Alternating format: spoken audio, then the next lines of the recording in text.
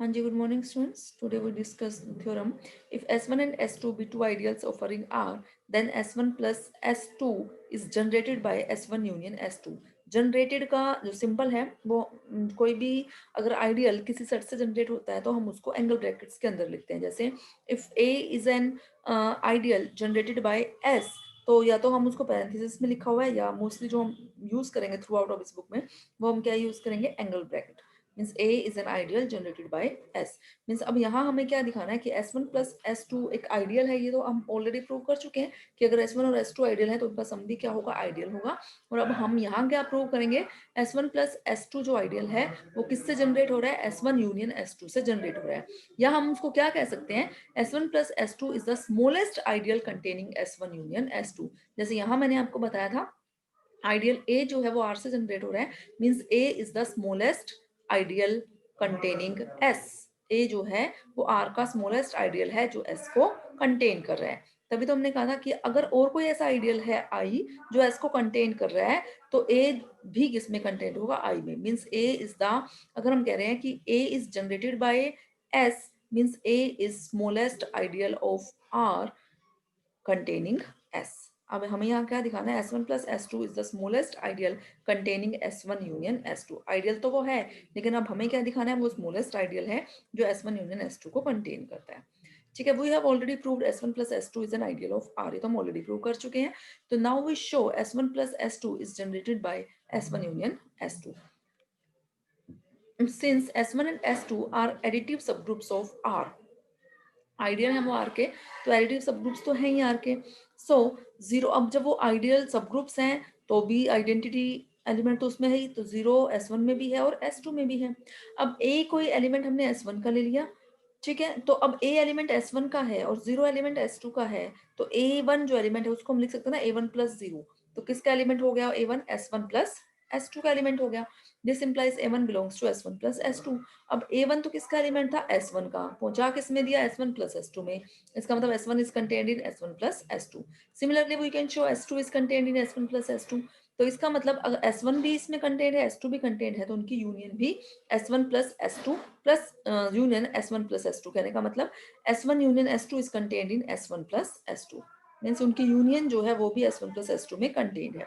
इसका मतलब S1 plus S2 is an ideal containing S1 union S2. अब S1 plus S2 ideal है, ये हम ऑलरेडी प्रूव कर चुके थे. अब वो S1 यूनियन S2 को कंटेन कर रहा है, इतना भी हो गया. अब हमें दिखाना क्या रह गया कि वो स्मॉलेस्ट आइडियल है जो S1 यूनियन S2 को कंटेन कर रहा है.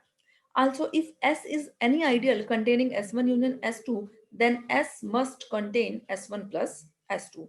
वो क्या कह रहा है कि अगर S जो है कोई भी आइडियल है जो किसको कंटेन कर रहा है, S1 यूनियन S2 को कंटेन कर रहा है, तो S जो है वो S1 प्लस S2 को भी कंटेन करेगा.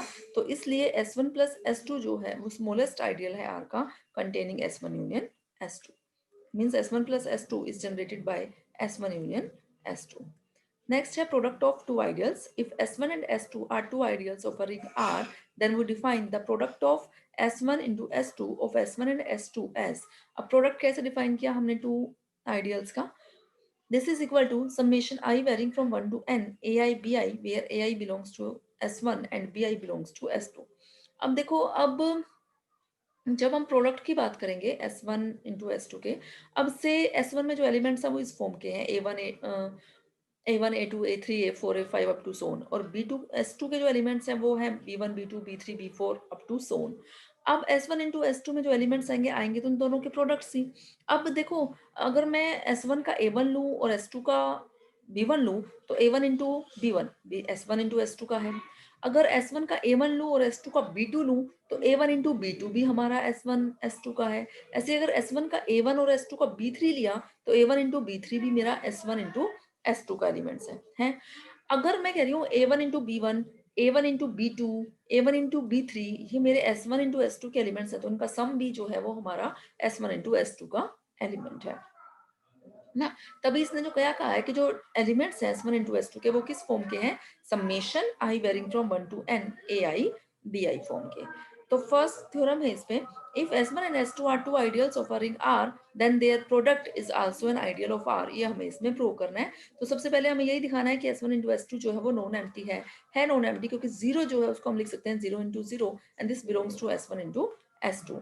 तो इसका मतलब S1 इंटू S2 जो है वो नॉन एम्प्टी सेट है। और S1 और S2 दोनों ही क्या हैं, R के आइडियल्स हैं। तो S1 और S2 दोनों ही एडिशन के रिस्पेक्ट में आपके सब ग्रुप्स हैं। और सेकंड प्रॉपर्टी भी सेटिस्फाई कर रहे हैं कि अगर R R का है और A1 S1 का है तो R इंटू A1 और A1 इंटू R S1 का। ऐसे अगर R R का है और B1 S2 का है तो आपका R इंटू B1 और B1 इंटू R किसका है, S2 का एलिमेंट है। Let S is equal to S1 into S2 and X and Y are any arbitrary elements of S के आर्बिट्ररी एलिमेंट है। तो अगर x जो है वो s का एलिमेंट है, मींस s1 इंटू s2 का एलिमेंट है, तो वो किस फॉर्म का होगा, ऐसे ही a1 plus a1 into b1 plus a2 into b2 up to सोन am bm। ये m जो है वो आर्बिट्री है, कुछ भी हो सकता है आपका। ऐसे ही सेकंड एलिमेंट y लिया तो उसको जस्ट डिस्टिंग्विश करने के लिए हमने डैश से डिनोट कर दिया, जहाँ ai's और ai डैश जो है वो s1 के हैं और bi और bi डैश जो हैं वो आपके s2 के एलिमेंट्स हैं। Now to prove S is an additive subgroup of R, we show if x and y belongs to S then their difference also belongs to S। आप दिखा सकते हो उनका डिफरेंस जो है वो किसका होगा, S का एलिमेंट होगा।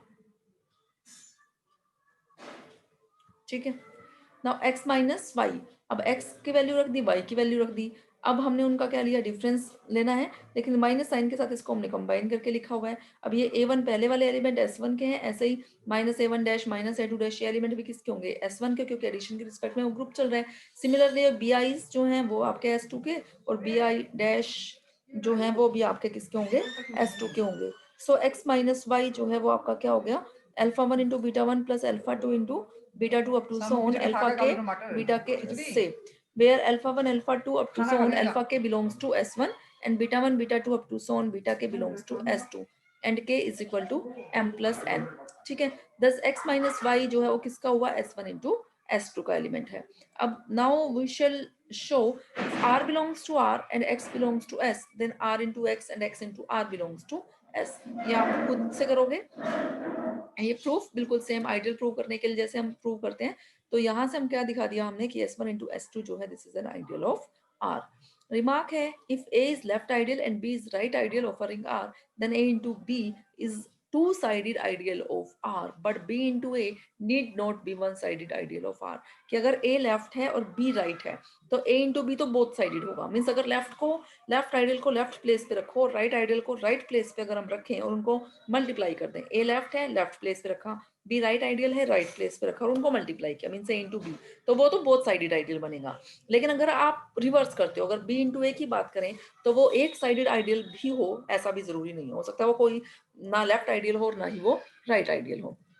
नेक्स्ट थ्योरम है, the intersection of any two left ideals of a ring is a left ideal, means left ideals की इंटरसेक्शन क्या बनेगा, एक लेफ्ट आइडियल। जैसे आपने उसमें भी किया, ग्रुप्स के अगर आप इंटरसेक्शन लो तो वो क्या बनता है, दो ग्रुप्स के इंटरसेक्शन, सब ग्रुप्स के इंटरसेक्शन हो तो सब ग्रुप बनता है, दो सब रिंग्स के आप इंटरसेक्शन लो तो एक वो क्या बनती है, सब रिंग बनती है। ऐसे अगर दो लेफ्ट आइडियल्स का इंटरसेक्शन लो तो फिर क्या बनेगा, वो आपका लेफ्ट आइडियल बनेगा। इसका प्रूफ आप लोग खुद करोगे।